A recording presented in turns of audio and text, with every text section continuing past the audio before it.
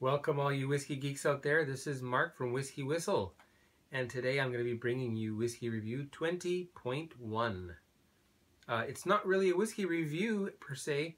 I'll just be showing you some of the upcoming bottles that I will be reviewing in the next few weeks and, well, month perhaps. Okay, does that sound good? Now, first of all, as always, I should say thank you to all of those who have been subscribing. I cannot thank you enough. I really appreciate all the interest in WhiskyWhistle. And if you're new to WhiskyWhistle, I hope that you'll enjoy this. And if so, why not subscribe? And then you can keep up weekly with what goes on. Okay? As you know, I've been reviewing mostly single malt Scotch whiskey with a little bit of blended Scotch, a little bit of blended malt, which some call malt blend, vatted malt, a little bit of bourbon, and some Canadian whiskey. And I'm hoping to continue that trend of putting not only single malt Scotch whiskey, but also world whiskies and perhaps some other spirits too.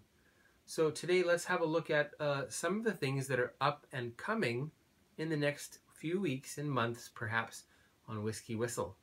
Okay? So, before I forget, we're just coming up to the end of November. This being Movember, so it's Movember, hence the mustache there.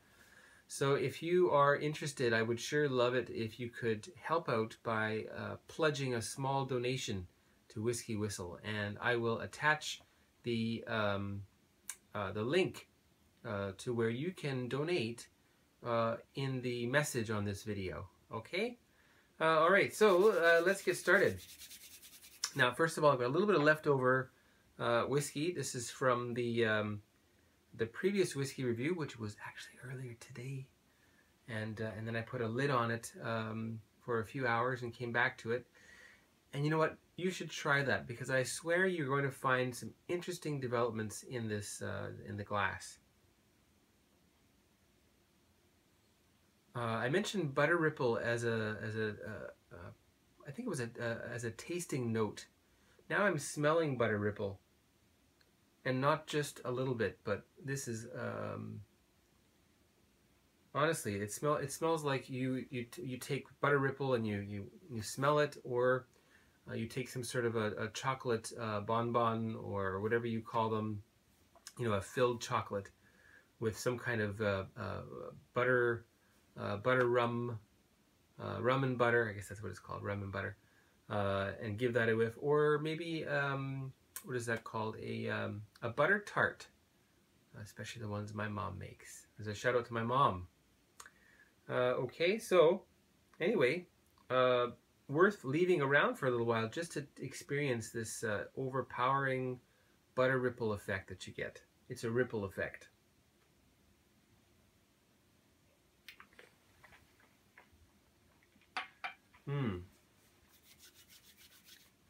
That was Glenmorangie, the Dutac from the Legends series. Okay, so where should we start? Let's start with some of the interesting things, the different things that will be up and coming on WhiskyWhistle. And we're going to start with this one. This is Godet Antarctica Icy White. Now, what is this, you might be asking? Well, it's from France, and it's not technically cognac. In fact, it's eau de vie. In fact, here at the back it says eau de vie de vin. So this is eau de vie based on wine. And somewhere in there, in the Korean on the side here, we can see the ingredients. And what does it say there? It says, well, it says 100% grape. There's somewhere else. Where was that?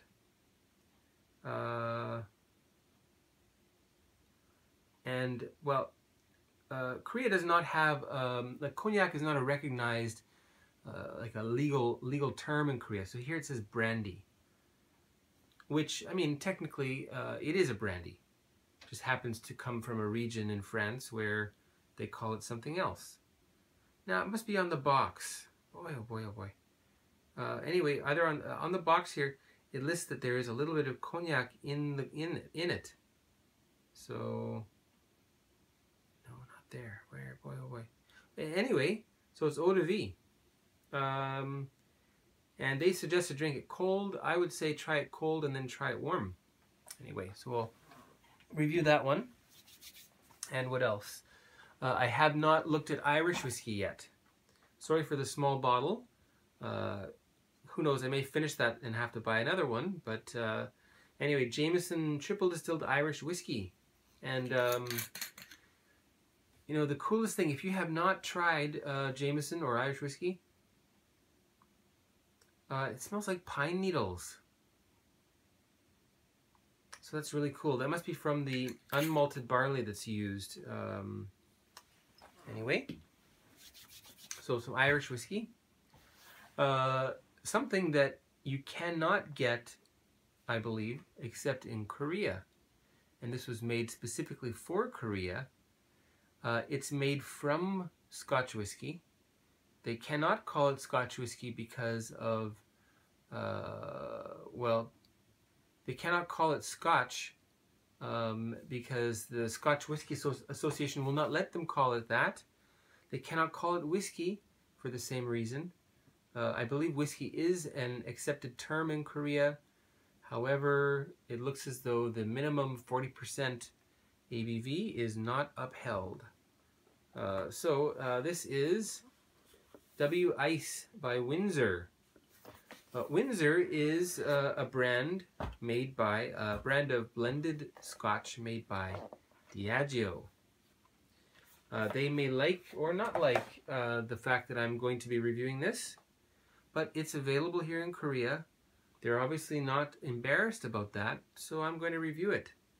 So W Ice by Windsor, 35% ABV and 99% whiskey. In fact, 99.85. What's the rest? What is the, I guess that's 15 out of 1,000. 15? 1.5 out of 1,000. It is pine needle extract, Korean jujube extract.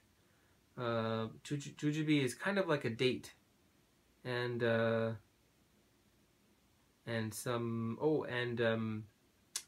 fig, the fig flavor, I guess, the flavor of fig. I was skeptical. I thought I would buy it because I thought I could probably come here and tell you that it's terrible. It's not. The price is good. It's a strange size. It's 450 milliliters. But price point is good. I don't know what's with the 35%. We'll talk about that when I review it. Anyway, what else? Here's something from a friend of mine that wants me to review this. I did not buy this myself, so we're going to have a look at this one. This is, well, Baron Jaeger. So Baron Jaeger. Baron Jaeger. I'll have to work on the pronunciation. This is honey and bourbon. 55% bourbon, 17% honey, water, and a little bit of sugar syrup. So it's a liqueur. So that'll be interesting. And well, it smells like honey and bourbon. I'm trying to figure out what the bourbon is they're using in this. And if you do know that, please let me know. Baron Jaeger Honey Bourbon Liqueur. This is from Germany. Same company as Jägermeister. Well, my brother-in-law, he is a frequent business traveler. He picked up some interesting things in Thailand. And here they are. The one in my right hand, I guess on the left of the screen, is called Hong Thong. And of course, to English speakers, this may look like Hong Thong. It says blended spirits. So this is probably like a rice-based spirit, 35%. And the other one called Sang Som is a rum, in fact. And what does that smell like?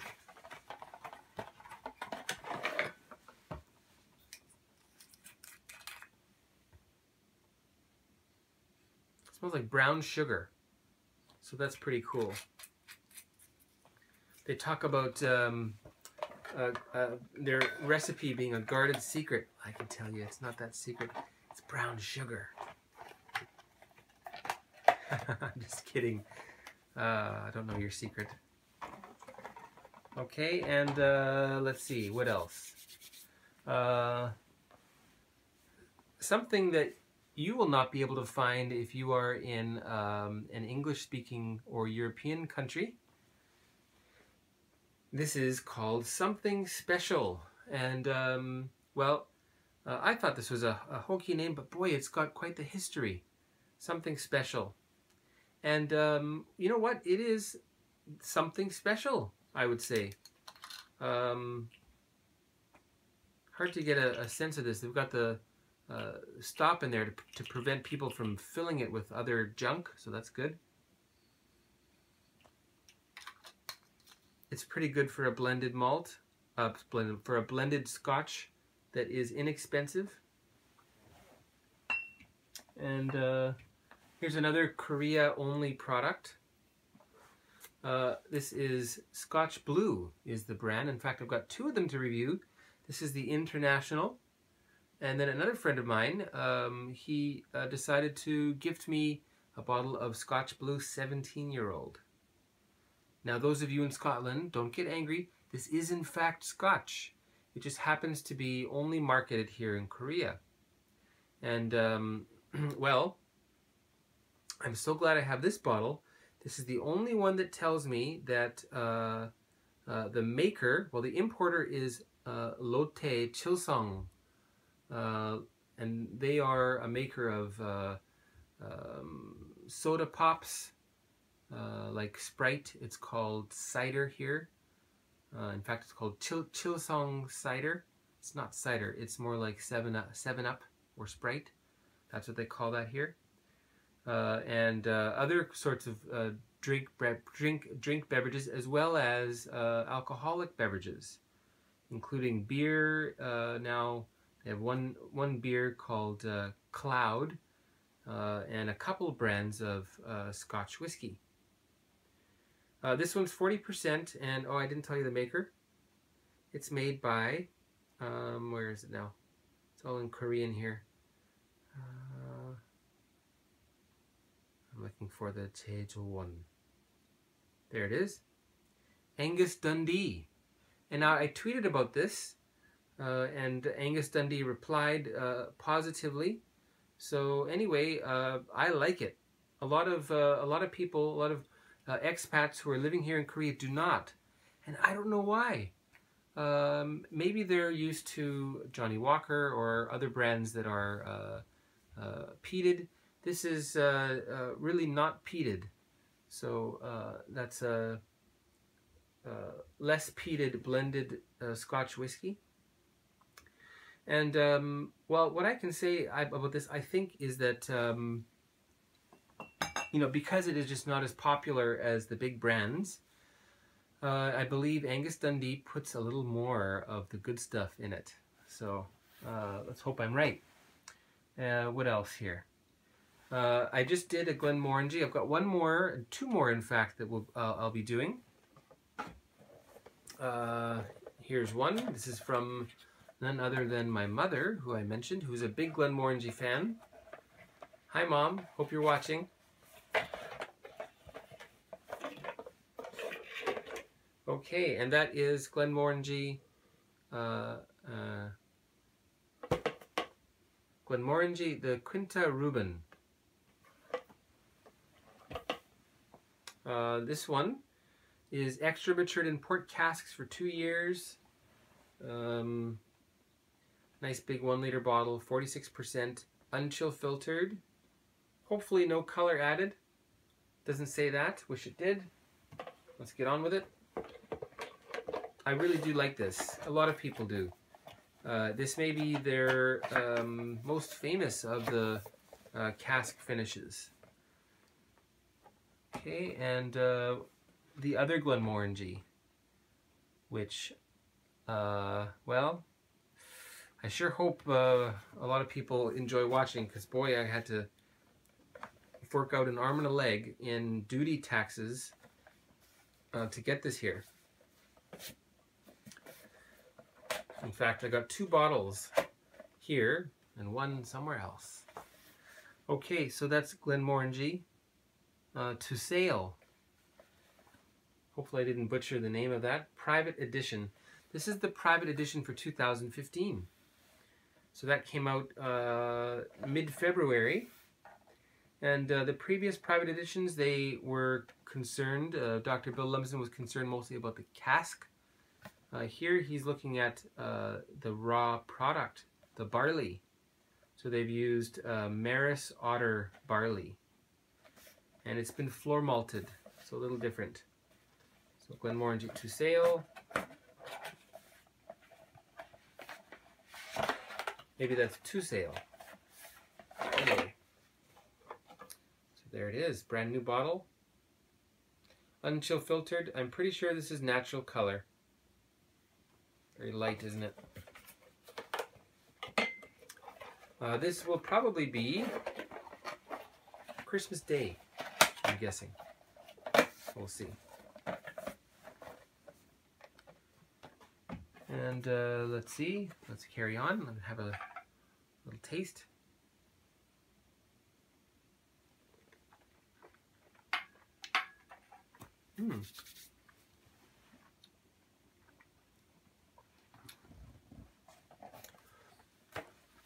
Is anybody getting ripe bananas in the Glenmorangie, the Dutat? If so, please leave a comment. So I've talked about the classic malts, which is a well-marketed group of single malt Scotch whiskies from Scotland, coming from all of the major whiskey regions.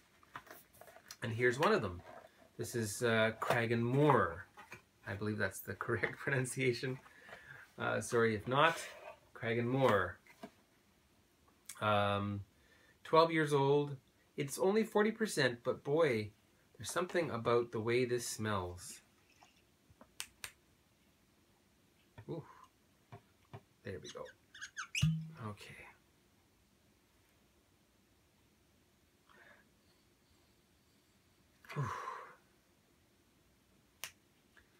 Very unusual.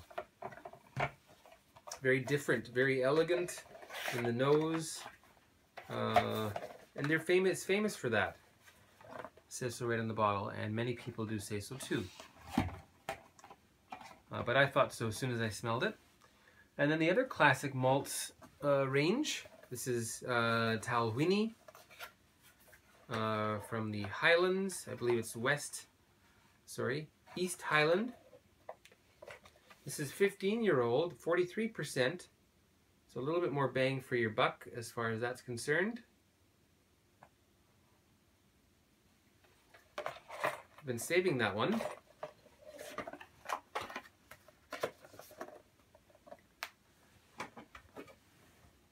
And a Lowland single malt Scotch whiskey, Glenkinchie, their standard bottling.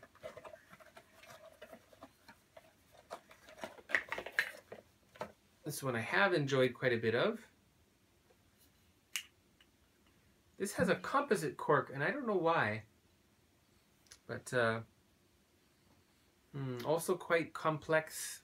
Triple distilled, I believe, as most, many Lowland whiskies are.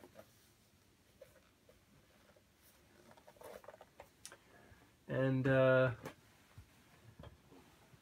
This one, I think, is something that you should look out for. And that's Tobermory from, Isle of Mull. I was going to say Mur, the Isle of Mull. So this is an Islands single malt Scotch whiskey.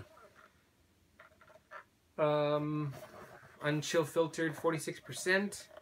I believe it's natural in color. And I'll just show you the bottle.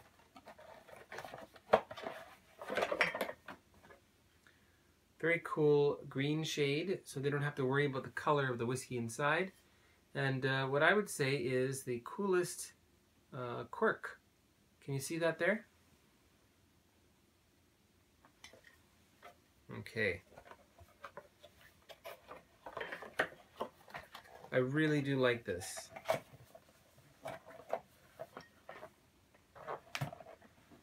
And I believe there are maybe 3 more here. So let's look. Back to some blended malt. Not blended malt. Gosh, why do I keep saying that? Blended Scotch. Blended Scotch. That's malt plus grain. Get that one.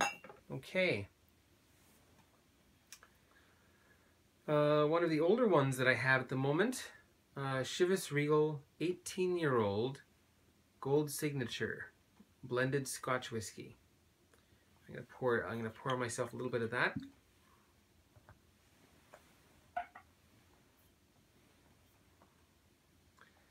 Okay, there we go.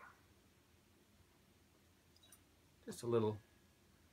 It's getting kind of late here. I don't want to be up too late with that. Boy, I'm missing a hand here.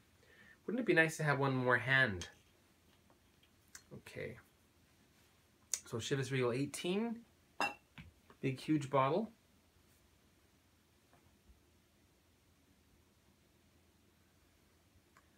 Sweet and spicy. There is a little bit of chocolate in the taste, just as the 12-year-old.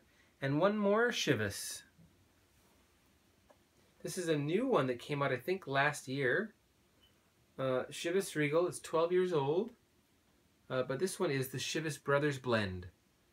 And I believe it does have a little more malt whiskey in it than the regular 12-year-old. So that's also quite nice. And other than that, of course, there's more to come. So keep watching. Hopefully you're going to enjoy what's coming up. And I really enjoyed doing this. That's why I keep doing it. And please do subscribe if you've enjoyed today or any of the other reviews. And there'll be more to come, as I keep mentioning. I don't need to keep mentioning that. So I will cut this short. Again, my name is Mark from Whiskey Whistle. Cheers, everyone, and have a great day.